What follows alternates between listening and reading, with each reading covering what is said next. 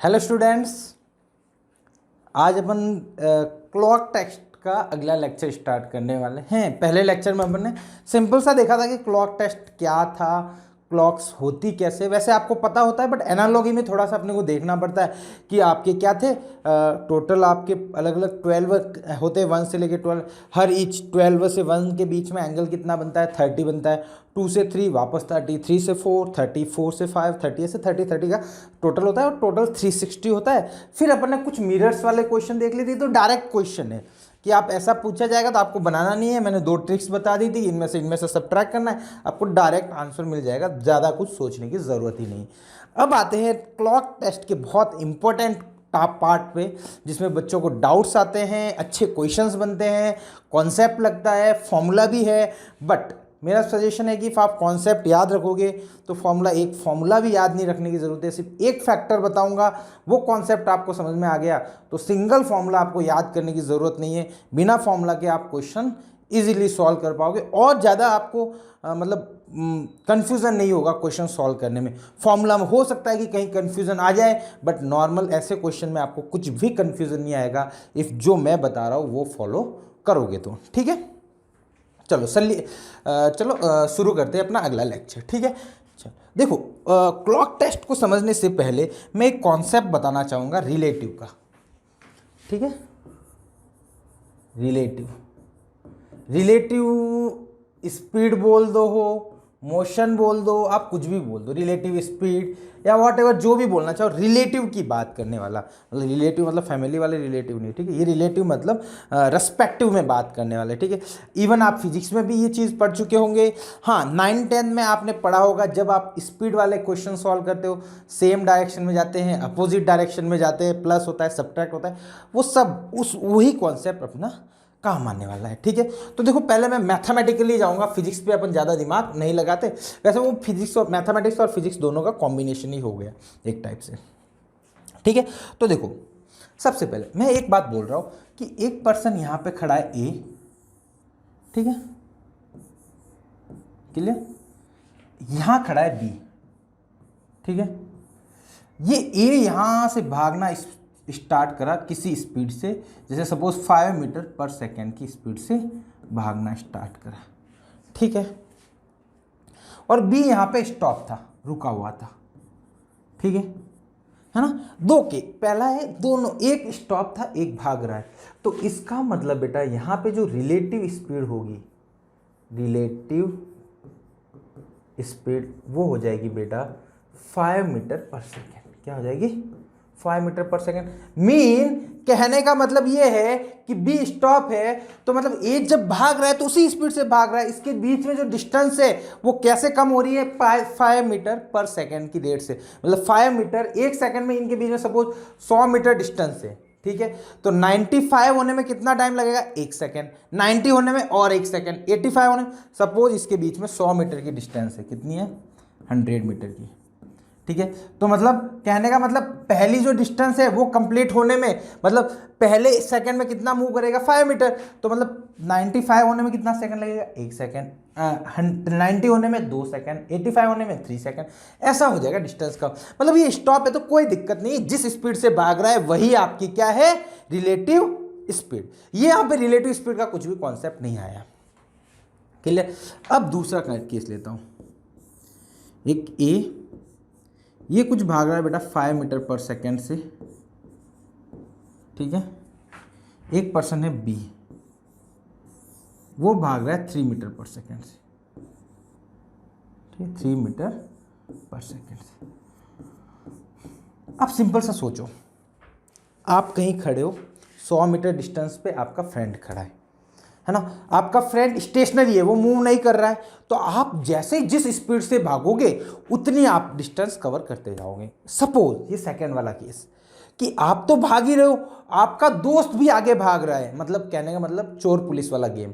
आप भाग रहा है, आगे वाला पर्सन, पीछे आप और भाग रहे हो, तो मीन जो आपकी डिस्टेंस सपोज यहाँ पे 100 मीटर थी, ठीक है, इसको कवर करने में कितना टाइम लगता है? सपोज एज्यूम करो, तो देखो ये डिस्टेंस है और इनकी स्पीड कितनी है? 5 मीटर पर सेकेंड। तो यहाँ पे आपको टाइम लगता, सिंपल अपना फॉर्मूला लगा रहा हूँ, है ना, distance equal to speed upon time equal to speed upon distance upon speed, distance upon speed, तो कितना टाइम लगता है बेटा 20 सेकेंड।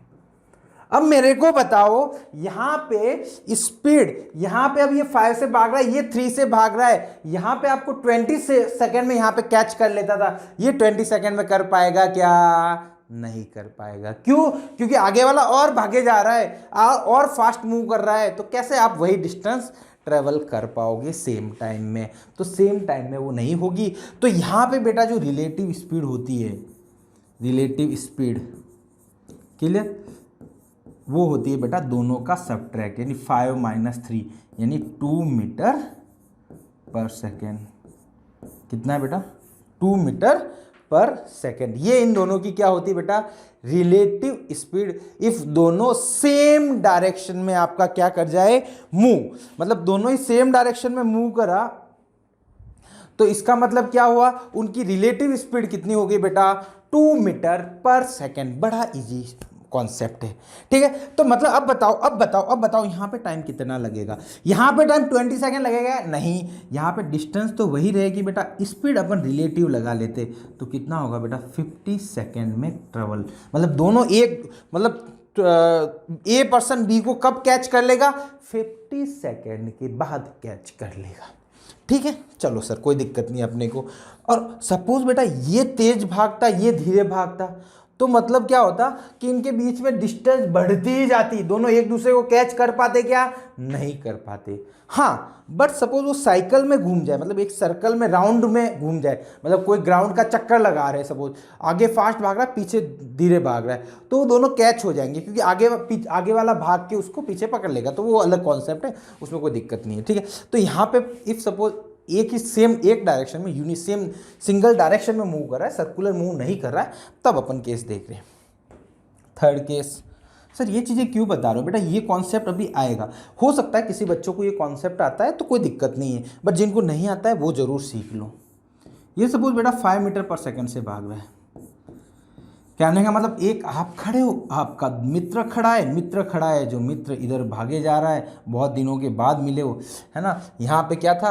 आपका मित्र था आगे, बट आपका मित्र से आप पैसे मांग रहे थे आपके फ्रेंड से, तो फ्रेंड आगे भाग गया। अब यहाँ पे क्या हो? बहुत दिनों के बाद आप दोनों का मिलन हो रहा है, ये सपोज 3 मीटर पर सेकेंड के भाग स्पीड से मिलने आ गया। तो बेटा यहाँ पे जब रिलेटिव स्पीड की बात करूँगा, स्पीड की बात करूंगा, ठीक है, तो क्या हो जाएगी? 5 + 3 यानी 8 मीटर पर सेकेंड। मतलब पास आने की जो रेट है वो और बढ़ जाएगी। क्यों? देखो स्टेशनरी में तो वो सामने वाला खड़ा था, अब आप यहाँ से भाग रहे हो और सामने से और भागे जा रहा हो, तो आपके पास में जो डिस्टेंस है वो क्लोज जल्दी होगी। तो यहाँ पे बेटा आपका टाइम कितना लगेगा? यहाँ पे टाइम लगेगा बेटा 100/8। तो आप इसको सॉल्व करोगे तो आपका अप्रोक्सीमेट कितना आएगा रे? 50, 25 का आधा है ना 12.5 सेकेंड। देखो सबसे पहले वाले से भी कम लगा है, जब दोनों सेम डायरेक्शन में मूव कर रहे तो के लिए ये कॉन्सेप्ट था थोड़ा सा रिलेटिव स्पीड का। अब देखो रिलेटिव स्पीड में होता क्या है, एक्चुअल में रिलेटिव स्पीड में होता क्या है वो मैं थोड़ा सा आपको समझाना चाहता हूँ। तो इसको मैं या तो एक काम कर लेता हूँ, इसको हल्का सा अपन छोटा कर दे तो अपना काम चल जाएगा क्या? इसको थोड़ा सा देखते कुछ काम होता है तो अपना।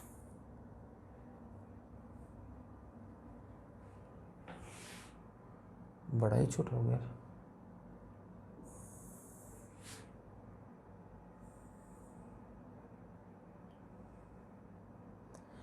अरे बाबा कहाँ भाग रहा है ये? कुछ हुआ क्या?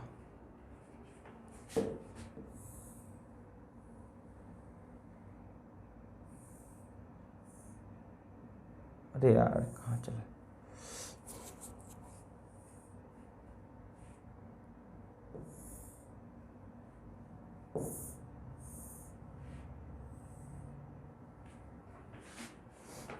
यार ये भी गजब ही कर रहा है आज तो।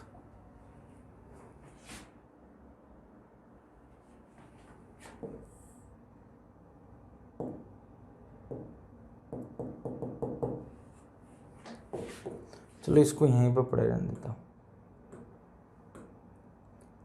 चलो इसको यहीं पे पड़े रहने देते, अगले वाले को दे। अगले पेज पे देख लेते हैं। चलो देखो, रिलेटिव स्पीड का मतलब क्या होता है बेटा, ए है, ए इधर भाग रहा है 5 से, बी इधर भाग रहा है 3 से। तो बेटा रिलेटिव स्पीड का मतलब ये होता है, इसको मैं ऐसे रिप्लेस कर सकता हूँ कि बी को तो भाई साहब आप रोक दो और ए को कितने से भगा दो, 2 से। ये होता है रिलेटिव स्पीड। ठीक है, ये मीटर पर सेकंड है, मीटर पर सेकंड ये देख लेना ना, मीटर स्पीड है कुछ भी, मीटर पर सेकंड। कहने का मतलब रिलेटिव स्पीड के कॉन्सेप्ट में करते ही क्या है, अपन एक जने को रोक लेते हैं, दूसरे को भगा देते हैं, है ना। सिमिलरली दोनों सेम डायरेक्शन में मूव कर जाए, ठीक है, तो वही कर रहा हूं मैं यहाँ पे भी कि मैंने ए को भगा दिया और बी को क्या कर दिया, रोक दिया, बस, है ना। मतलब अपोजिट डायरेक्शन में, सेम डायरेक्शन तो ये थी, ये 5 ये 3 से था, अब ए को कितने से भगाऊंगा, 8 मीटर पर सेकंड से। ठीक है, तो यही होता है आपका रिलेटिव का कॉन्सेप्ट, है ना। तो मतलब रिलेटिव का सिंपल सा कॉन्सेप्ट है, एक को स्टॉप करके दूसरे को क्या कर दो, भगा दो। ठीक है, अब आते हैं अपन क्लॉक पे। इतना सा रामायण करी अभी, तब जाके अपन क्लॉक को क्या कर पाएंगे, अब थोड़ा सा अपन समझ पाएंगे।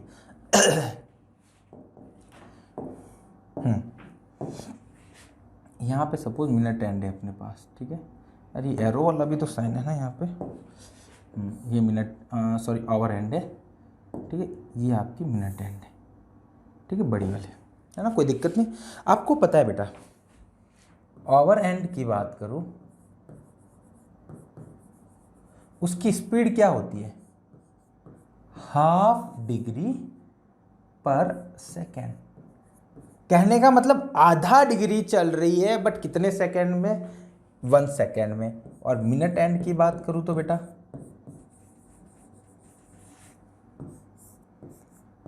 ठीक है, मिनट एंड की बात करूं तो मिनट एंड की होती है बेटा 6 डिग्री पर सेकेंड। ये सबसे फर्स्ट लेक्चर में अपन ने देखा था, मतलब एक ही लेक्चर हुआ, सबसे फर्स्ट तो क्या ही बोलूं, यहाँ पे बताया था मैंने, सॉरी मिनट नहीं, मिनट है ना, अरे सेकंड गलत लिख लिया, सेकंड लिखा था क्या, हाँ, ये सेकंड पढ़ते चले ना, अरे सॉरी मिनट है ना, मिनट क्लियर, मतलब ½ डिग्री 1 मिनट में, ये 6 डिग्री 1 मिनट में मूव करती। अब बताओ दोनों एक डायरेक्शन में मूव करते हैं या डिफरेंट डायरेक्शन में, सर सेम डायरेक्शन में मूव करते हैं। तो सेम डायरेक्शन में अपनी रिलेटिव स्पीड क्या होती है, सब्ट्रैक्ट, तो रिलेटिव स्पीड क्या हो जाएगी बेटा यहाँ पे 6 डिग्री माइनस ½ डिग्री पर मिनट। तो ये रिलेटिव स्पीड की बात करूं यहाँ पे, तो वो हो जाएगी बेटा 11/2 डिग्री पर मिनट। इसको ऐसे लिख लेता हूं, पर मिनट। ये हो गई अपनी रिलेटिव स्पीड। ये बड़ा इंपॉर्टेंट फॉर्मूला है, इस फॉर्मूले के बेस पे मैं क्लॉक टेस्ट के मोस्टली सब क्वेश्चन आपको सॉल्व करवा दूंगा, इसी के बेस पे कि रिलेटिव स्पीड क्या है, 11/2 डिग्री। रिलेटिव स्पीड का मतलब क्या है, एक को रोकूंगा दूसरे को भगाऊंगा। तो जब भी मैं रिलेटिव स्पीड का कॉन्सेप्ट लगा रहा हूं, तो इसका मतलब हो गया कि मैं किसको स्टॉप कर रहा हूं, ओवर एंड स्टॉप।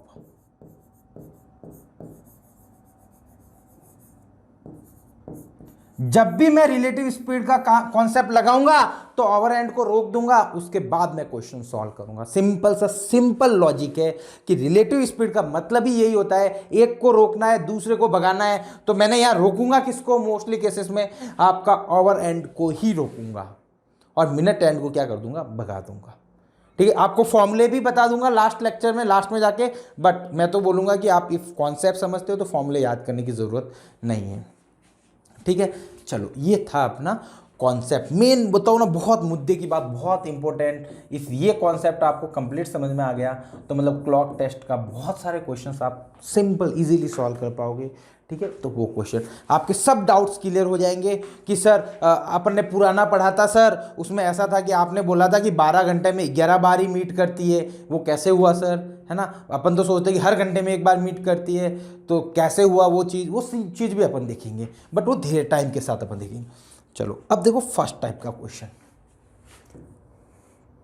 पहले टाइप का क्वेश्चन, फाइंड एंगल बिटवीन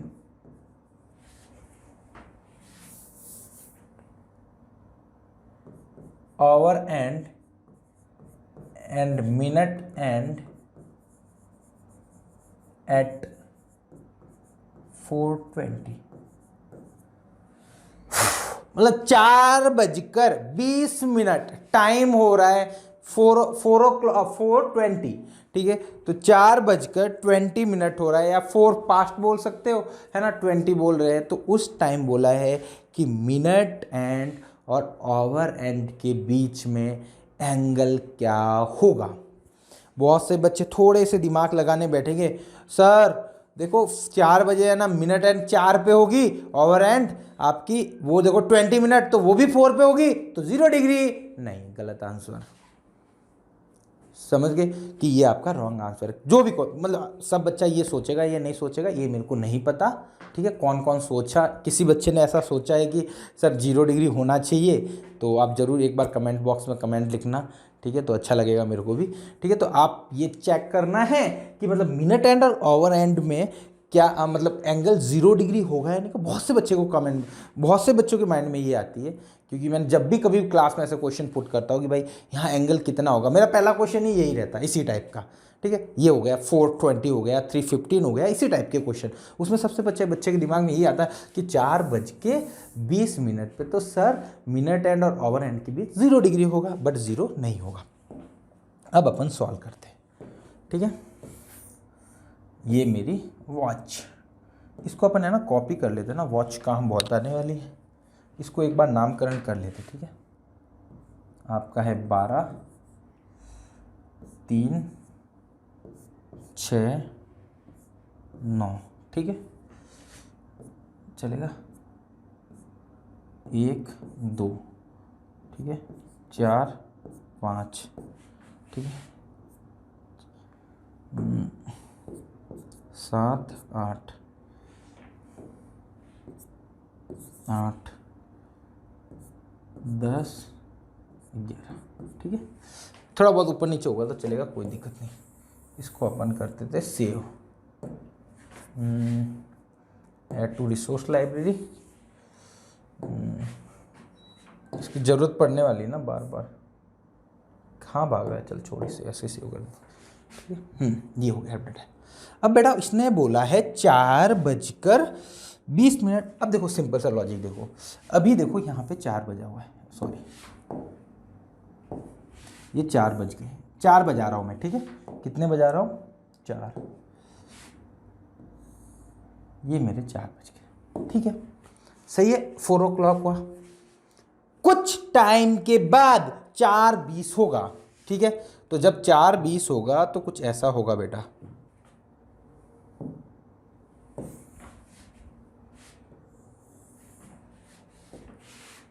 यार ये आ क्यों नहीं रहा यार,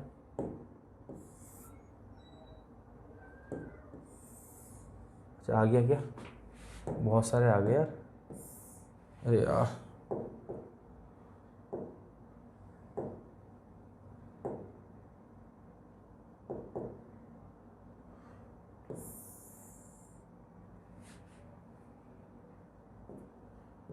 ये तो सब गड़बड़ हो जाएगी यार। चलो इसको हटा देता हूँ एक बार, ये सही था, अब मैं ले लेता हूँ।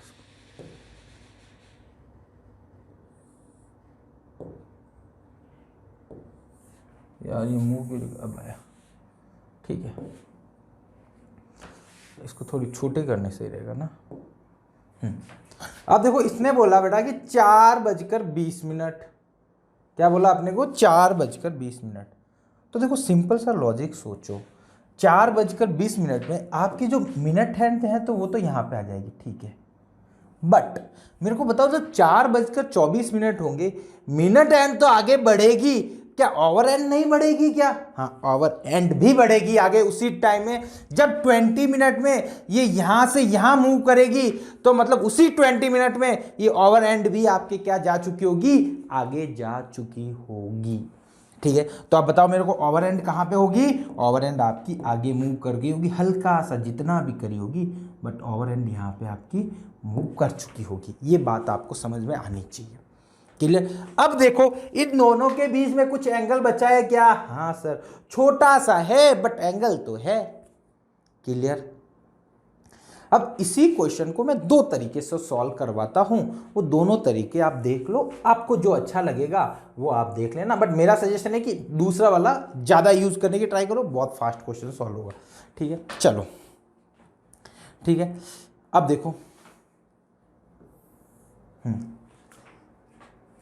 अब देखो जो अपन ने कॉन्सेप्ट देखा ना, स्पीड और वो, तो देखो अपनी जो स्पीड है ना वो क्या है बेटा, हमेशा जो भी क्वेश्चन रहेगा डिग्री पर मिनट में, जैसे मीटर पर सेकंड होती है ना, डिग्री पर मिनट, तो यहाँ पे टाइम मतलब जो स्पीड है वो क्या रहेगी, डिग्री पर मिनट, जैसे हाफ डिग्री पर मिनट, 6 डिग्री पर मिनट, जैसे अपने जो फिजिक्स में पढ़ते हो तो मीटर पर सेकेंड, तो मीटर डिस्टेंस होती है, तो यहाँ पे डिस्टेंस ये रहेगी, और टाइम अपना क्या रहता है यहाँ पे मिनट में, क्या रहता है बेटा, मिनट में। ठीक है, और डिस्टेंस क्या रहती है आपकी, डिग्री।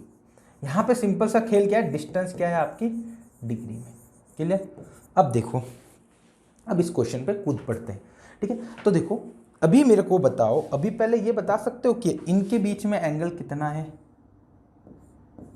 120 डिग्री है। क्लियर। अब बताओ जब मिनट एंड इधर आ गई, चलो आ गई कोई दिक्कत नहीं, तो ओवर एंड कहाँ से मूव करी, यहीं से तो मूव करी है। ठीक है, तो देखो इनके बीच में पहले एंगल कितना था, 120। अब देखो मिनट एंड कितना चल गई, 120। अब बताओ जितने टाइम में मिनट एंड इधर आएगी ओवर एंड मूव करी होगी, तो बताओ ओवर एंड कितनी मूव करेगी, हाफ डिग्री पर मिनट के हिसाब से इसकी स्पीड है। ओवर एंड की स्पीड क्या है, हाफ डिग्री पर मिनट, 1 मिनट में आधा डिग्री चलती है। तो बताओ ये कितने मिनट के बाद की बात करें, अभी तो 120 डिग्री है, अपन कितने मिनट के बाद की बात करें, अपन बात करें 20 मिनट्स के बाद की बात। तो 20 मिनट्स के बाद बताओ मेरे को इन दोनों के बीच में, मतलब 20 मिनट्स के बाद ही तो ओवर एंड कुछ मूव करी होगी, और 1 मिनट में वो आधा डिग्री मूव करती है, तो 20 मिनट्स में कितना मूव करेगी, तो बता सकते हो क्या, 1 मिनट में आधा करती है तो 20 मिनट्स में कितना करेगी, 10 डिग्री मूव करेगी। कितनी मूव करेंगी, 10 डिग्री। अब बताओ मतलब जहां पे जो ओवर एंड थी वो वहां से कितना मूव करी बेटा, 10 डिग्री, और अब जो मिनट एंड है वो तो यहीं पे चिपक गई, तो बताओ इन दोनों के बीच में एंगल कितना रहा, तो एंगल भी आपका 10 डिग्री रहा। कितना रहा, 10 डिग्री। क्लियर। अब देखो किसी को ये समझ में नहीं आया होगा तो मैं एक और क्वेश्चन लेता हूँ, वो समझाने की ट्राई, दूसरा मेथड है वो दोनों का बाद में बताऊंगा, पहले मैं आपको वो ये क्वेश्चन इसी मेथड से आपको एक क्वेश्चन और समझाने की ट्राई करता हूँ। ये तो क्या ओवरलैप कर जा रही, तो थोड़ा सा आपको कन्फ्यूजन हो रहा होगा, तो मैं एक और क्वेश्चन लेने की ट्राई करता हूँ।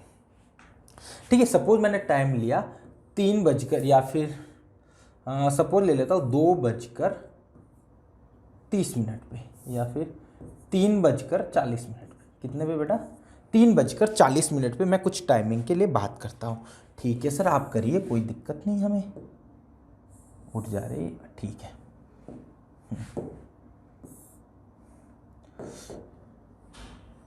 इसको सेट करना,